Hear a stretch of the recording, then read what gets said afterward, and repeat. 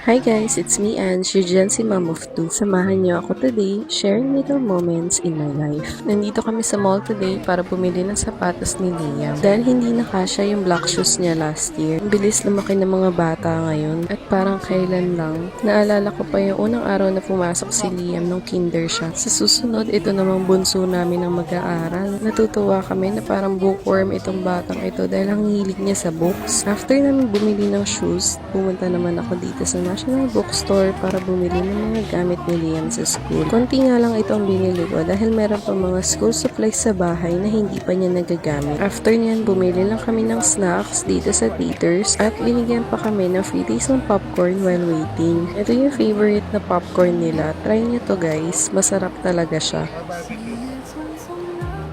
Sobrang dami din ng tao sa mall, kaya after nito, umuwi na rin kami. Next day, may gala na naman kami, nagsimba naman kami, at sobrang nakakatuwa dahil behave lang siya ng buong misa. Di rin siya nagre-reklamo kahit napakainit na.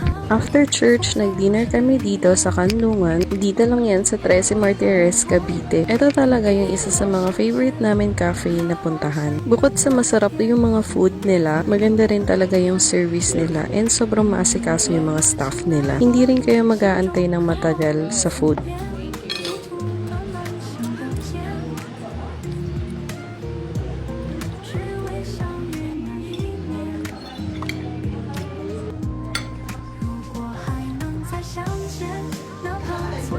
After kumain, nagpahinga lang kami at nagkwentuhan tungkol sa life. And that's it for now. See you on my next one.